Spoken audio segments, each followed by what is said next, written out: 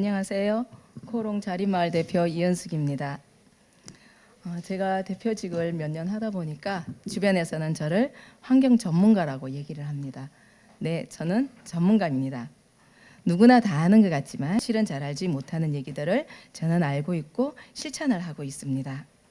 오늘은 그 중에서도 가장 원초적인 생활에 관한 얘기를 할까 합니다. 전기밥솥과 비데입니다.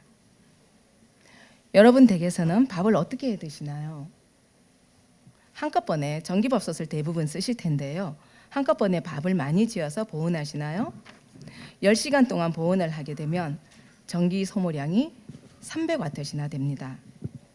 4인분 가족의 밥을 새로 지어도 260W면 충분한데 배보다 배꼽이 더 큰 거죠. 그러면 제가열 버튼은 어떨까요?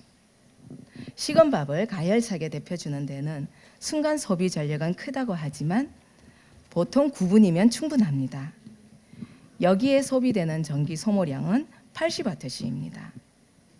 300대 80, 4배 정도의 차이가 나네요. 게다가 제가열로 데핀 밥은 밥맛도 훨씬 좋습니다. 쭉 보온한 밥보다 수분 함량이 많기 때문이죠. 다음은 비데 얘기입니다. 우리가 큰일을 볼 때 물을 가열해서 분사하고 말려주는 데는 50W의 전기가 소모가 됩니다. 그런데 한 달 기준으로 3인 있으면 4.5kg 정도밖에 되지 않습니다. 그런데 어떤 가정에서는 20kW를 초과하는 경우가 있습니다. 왜 이렇게 전기 소모량이 차이가 많이 나는 걸까요? 배보다 배꼽이 더 큰 전기 제품 중 왕초라고 할 수 있습니다. 해답은 간단합니다. 가장 좋은 방법은 비데를 사용 후에 전원 코드를 뽑는 것입니다. 멀티탭을 이용해서 전원을 차단하는 것도 좋습니다.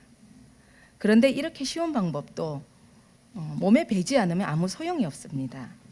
사실 우리 가족들의 생활 습관을 바꾼다는 것은 아주 어려운 일일 테니까요. 그렇다면 우선 비데 사용 후 파워 절전 기능을 활용해 보면 어떨까요? 변기에서 일어나기 전에 손가락으로 스위치 하나만 살짝 누르면 되니까요. 이렇게 하면 한 달간 비데를 켜놓더라도 소모되는 전기는 0.97kW밖에 되지 않습니다. 스위치만 눌러도 전기 손실을 최대 93%까지 줄일 수 있는 거죠. 작지만 확실한 행복이 즐거운 인생을 만든다고 합니다. 에너지도 그렇습니다. 현명한 에너지 사용, 손가락 하나면 충분합니다. 밥을 드실 땐 제가열, 비데 사용 후에는 파워 절전 기능 꼭 기억하시고 꾹 눌러주세요. 감사합니다.